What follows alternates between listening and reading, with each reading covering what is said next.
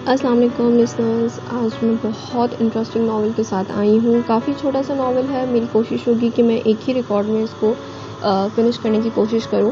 So let's start. لباس bye اقرا Hafeez. Shakila باجی، تمہارا بیڑا غرق ہو. یہ کیا حال بنایا میرے کپڑوں کا. جی تو کرتا ہے پھاڑ کے کفن بنا دوں تمہارا. وہ گھنٹے بھر سے درزن باجی کو غائبانہ جلی کٹی سنا رہی تھی.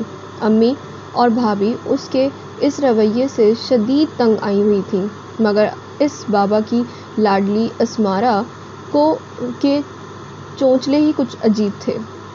یا اللہ، اب کیا پہنوں گی میں سالگرہ میں. وہ بظاہر خود کلامی کرتے ہوئے امی کو سنا رہی تھی کہ شاید کوئی نظر عنایت اس پر امی کی جانب سے ہو جائے اور وہ اسے اس کا منشا کے مطابق ڈیزائنر سوٹ دلوانے کی حامی بھر لے. مگر اس کی ساری سعی بے سود ہی گئی. بس کرو لڑکی، کوئی قیامت نہیں آ گئی جو سوٹ تھوڑا کھلا رکھ لیا کچھ نہیں ہوتا. اتنے اچھے کپڑوں کو دھتکار کے رب کی ناشکری مت کرو. آخر ساجدہ کو اسے چپ کرانے کے لیے ٹوکنا ہی پڑا تھا. کھلا ہونے سے سارا فیشن خراب ہو گیا. اب ساری لڑکیاں دیکھ کر ہنسیں گی مجھ پر. وہ منہ بنا کر غصے سے بولی، یہ تم اور تمہارے فیشن نہ برباد کر دیں گے ہمیں بھی. ہم ایک تو غیر مسلمانوں کی جاہلانہ رسم سالگرہ، اور اوپر سے کپڑوں میں جو بےہودگی تم اپنا رہی ہو نا، کہیں سے بھی نہیں لگ رہا تم ایک مہذب گھرانے کی لڑکی ہو. ساجدہ اسے سمجھانے کے غرض سے ڈانٹ پلا رہی تھی، مگر اس کا تو میٹر گھوما ہوا تھا. اف امی، آپ اتنی دقیانوسی سوچ کی مالک ہیں. یہی تو وجہ ہے کہ میری کوئی خواہش پوری نہیں ہونے دیتی. کتنے اچھے ہیں میری سہیلیوں کے والدین جو ان پر ذرا سختی نہیں کرتے. آپ تو مجھے ایک اچھا سا سوٹ نہیں دلا سکتی.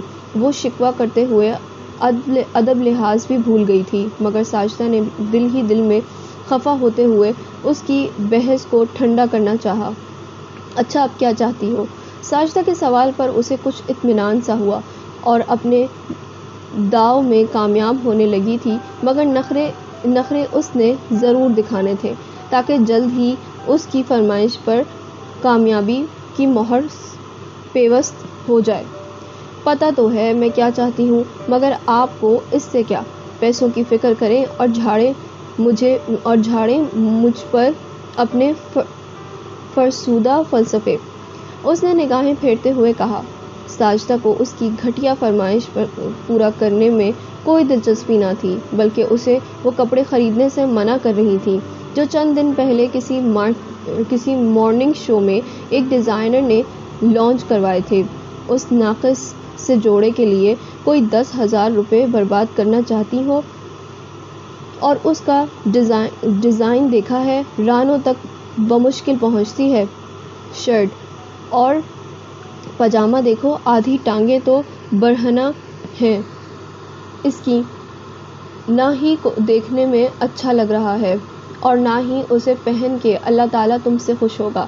ساجدہ نے ماڈل کا نیم ریا روپ دیکھا جو فی الوقت اسے ہی دکھائی دے رہا تھا تو ناپسندیدگی کا اظہار کیا. امی کا پھر سے اصلاحی لیکچر. اف، معاف کر دیں امی، صاف کیوں نہیں کہہ دیتی کہ آپ کو میں خوش اچھی نہیں لگتی. اس نے یہ کیسے کہہ دیا تھا؟ ایک ماں کے لیے اپنی اولاد کی خوشی سے آگے کچھ نہیں ہوتا. مگر اس کی نگاہوں پر جیسے بےہودہ خواہش کی پٹی بندھی تھی. ایسی کوئی بات نہیں ہے بیٹا، میں تمہیں وہ کپڑے ضرور لا دوں گی جو حقیقت میں کپڑے ہوں. یہ تو چیتھڑے ہیں جن میں نہ تن ڈھکتا ہے نہ جی کو بھاتے ہیں. مگر اس کے جی کو تو بہت شدید سے بھائے تھے اور وہ انہیں خریدنے کی فرمائش کا دن بھر راگ لاپتی رہتی تھی. جو کسی نے نہ سنا ہے۔ اب اس نے خود اپنی جانی پہچانی درزن شکیلا باجی سے ایسا ہی سوٹ بنوانے کی ٹھانی اور بھابھی کے ہمراہ جا کر کپڑا خریدا، ابا کو دبئی فون گھمایا اور سالگرہ اور سوٹ کے لیے پیسے ٹرانسفر کرنے کی درخواست کی، جو ابا نے خوشی خوشی پوری کر دی۔ آخر ان کی چہیتی منجلی بیٹی تھی۔ اور پھر شکیلا باجی کو انٹرنیٹ سے اس کی سوٹ کا ڈیزائن نکال کر دیا اور ساتھ ہی ساتھ اچھا کپڑا سینے پر منہ مانگی رقم دینے کا وعدہ کر کے اس نے اس کی رالیں بھی ٹپکائیں۔ مگر شکیلا سے اس کا سوٹ خراب ہو گیا۔ ایسے تو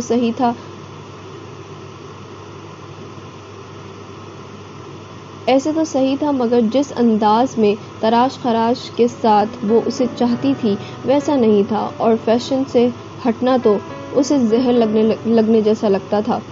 اب وہ سر پکڑے بیٹھی تھی۔ سالگرہ میں 2 دن باقی تھے، باقی انتظامات بھی کرنے تھے، اور یہ کپڑوں کا نیا کھاتا کھلنے جا رہا تھا۔ شکیلا کو تو وہ منہ پہ کھری کھری سنا کر آئی تھی اور پیٹھ پیچھے بھی خوب نام میم کی، مگر اس کا سوٹ تو درست ہونے سے رہا تھا۔ آخر ساجدہ کو رحم آ ہی گیا تھا۔ اچھا ٹھیک ہے، لے لینا وہ ڈیزائنر ڈریس۔ نری بے حیائی اس نے زیر لب کہا، نہ چاہتے ہوئے بھی بیٹی کا بگڑا موڈ سنوارنے کے لیے شکست تسلیم کر ہی لی۔ کیا امی سچی؟ اس کا چہرہ تمتمایا۔ ہاں، عتاب آمیز سنجیدگی سے اس نے اقرار کیا۔ تھینک یو امی جان، لو یو۔ اب کہ اچھلتے اچھلتے وہ کمرے میں پہنچی اور موبائل اٹھا کر آن لائن آرڈر نوٹ کروانے لگی۔ ساجدہ تو ایک مذہبی سوچ کی حامل خاتون تھی، اسی لیے اس کی اولاد کی بھی اسلام سے رغبت اسی کی پرورش کا نتیجہ تھی۔ اس کی دونوں بڑی بیٹیاں صدف اور کرن نیک اور باحیا لڑکیاں تھیں۔ بیٹا احتشام بھی غیر اسلامی اصولوں اور طور طرائق کے خلاف تھا، مگر اسمارا جو سب سے چھوٹی تھی، اس نے بالکل الگ تھلگ اور آزاد خیال واقع ہوئی تھی۔ وہ فیشن اور دنیا داری کی اس قدر رسیا تھی کہ کوئی بھی ایسا موقع ہاتھ سے نہ جانے دیتی جس سے وہ دوسروں کے سامنے خود نمائی کر سکے۔ ساجدہ کو لگتا اسمارا کی فطرت اس کے والد سے خاصی ملتی ہے۔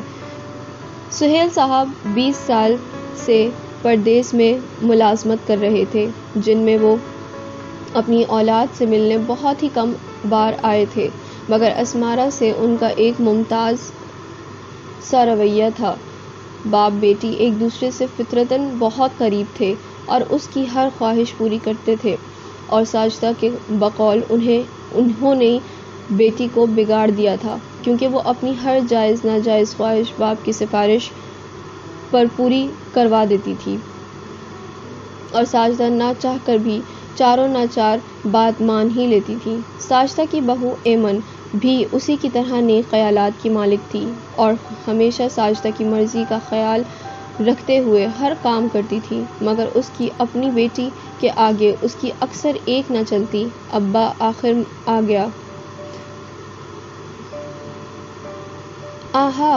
آ گیا میرا ڈیزائنر سوٹ۔ اسمارا کے علاوہ سبھی کو اس جوڑے میں خامیاں دکھائی دے رہی تھیں، مگر اب تو 10,000 ان کے مطابق ڈوب چکے تھے۔ کیا فیض اب اس کا دل برا کرنے سے اگلے روز اس کی سالگرہ تھی اور اس کی تیاریاں عروج پر تھیں۔ بھائی کو سامان کی لمبی سی فہرست پکڑا کر اس نے گھر بھر کی جھاڑ پھونچ بھابھی سے کروائی، پھر گلدان سجائے، پھولوں کا پانی تازہ کیا، اور اب غباروں کا انتظار تھا جنہیں وہ رات بھر ہوا بھر کے اپنے کمرے میں سجانے کا ارادہ رکھتی تھی۔ آخر سب کے سروں پہ منڈلا کر اس نے سارا کام کروا ہی لیا تھا۔ اب سہیلیوں کو فون پر دعوت نامے ملنے لگے، ساتھ ہی ساتھ اپنے نئے ڈیزائنر سوٹ کی نخوت سے تشہیر بھی خوب کی اور بھرپور واہ واہ سمیٹی، مگر کل جو سب سے منفرد دکھنے کی ایک مسرت تھی وہ اس کے طرز بیاں سے ماورا تھی۔ اس نے کمرے کو دلہن کی طرح سجا لیا۔ رات بھر بنا کسی کی مدد کے وہ غبارے پھلاتی اور پیٹ سے درد بام پر اور ٹیپ سے درد بام پر چپکاتی رہی۔ پھر میز اور کرسیاں بھی سلیقے سے سیٹ کر لیں اور رات کے پچھلی پہر جب نیند نے ہلّا بول دیا تو تب جا کر بستر پر ڈھہ گئی۔ صبح دیر سے بیدار ہوئی تھی، طبیعت پر بوجھ سا تھا، سر میں درد تھا۔ اس نے ناشتہ بھی نہیں کیا، مگر شام میں ہونے والی سالگرہ کی خوشی سے وہ دل ہی دل میں پھولے نہ سما رہی تھی۔ سنو بیٹا، سامنے مدرسے کے انکل کی بیٹی آئی تھی، کہہ رہی تھی باجی درس دیں گی۔ ساجدہ بہو کو مطلع کرتے ہوئے چادر اوڑھنے لگیں۔ اچھا امی جی جائیے آپ، ویسے جانا تو میں بھی چاہ رہی تھی مگر کام بہت زیادہ ہے، اس نے خواہش ظاہر کرتے ہوئے کہا۔ اور یہ نکمی اسمارا بھی کسی کام کی نہیں ہے، نہ خود جاتی ہے درس میں اور اتنا بھی نہیں کہ کام ہی کر دے۔ کمرے میں دراز اسمارا نے امی کی گھر کی سن لی تھی مگر منہ کے زاویے بنانے کے سوا کچھ نہ کیا۔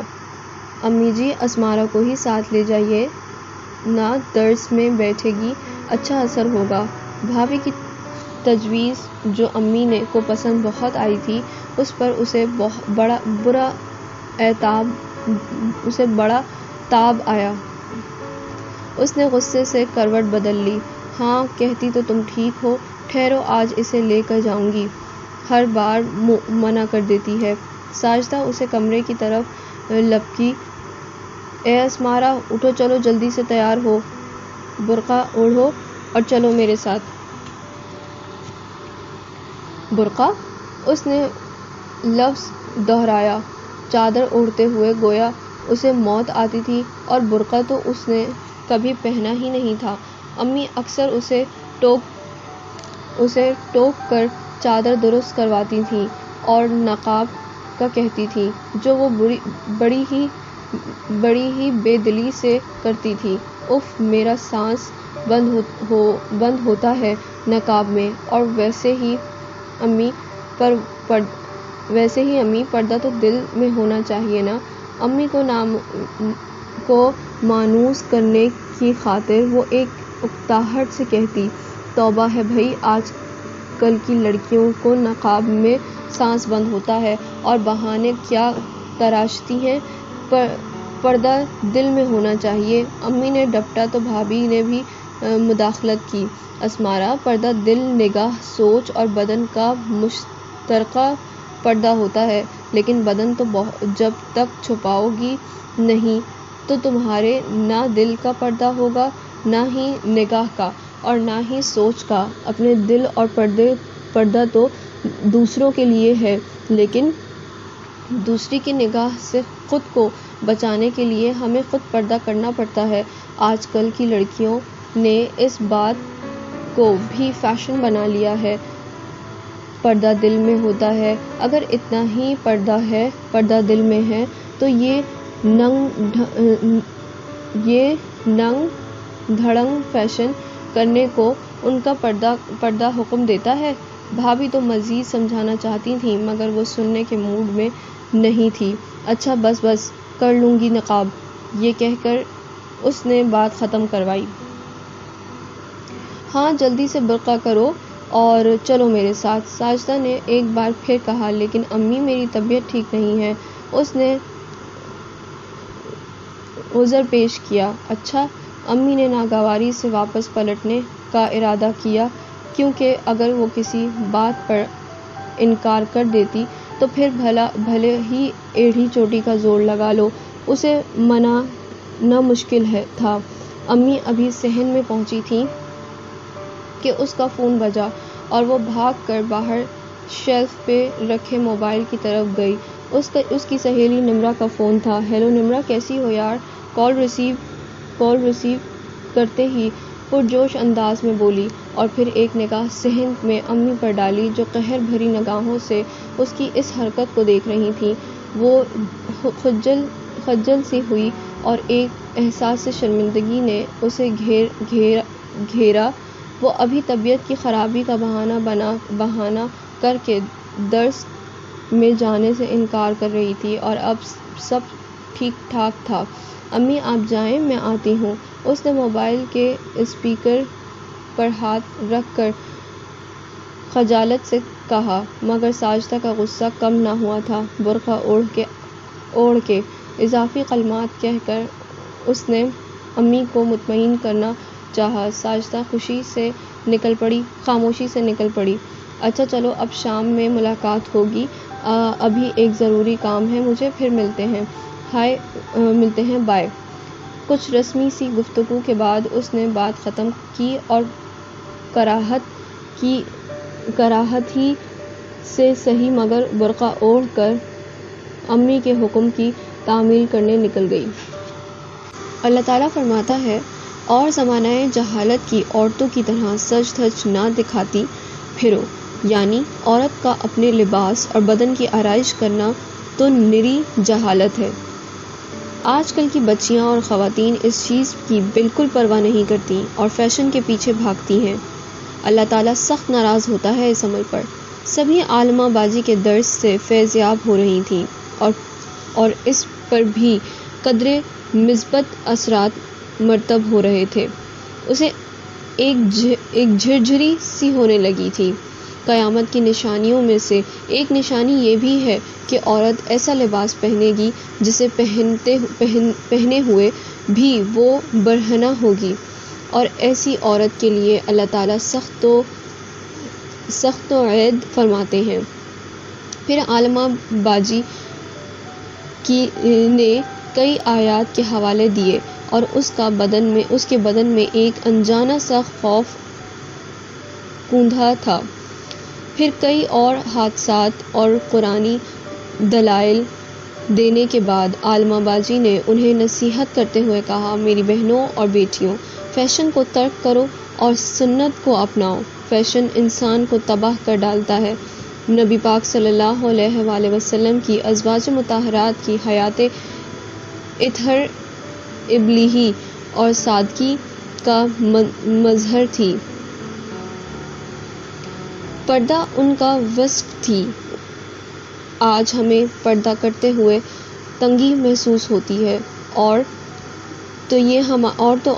یہ ہمارے لیے افسوس کا مقام ہے۔ اور ایک اور بات، ہماری اکثر خواتین نے پردے کو بھی ایک فیشن سا بنا لیا ہے۔ ان کی ردائیں اس قدر باریک ہیں کہ پردہ تو کیا، پردے کی توہین لگے۔ ایسا نہیں کرنا چاہیے۔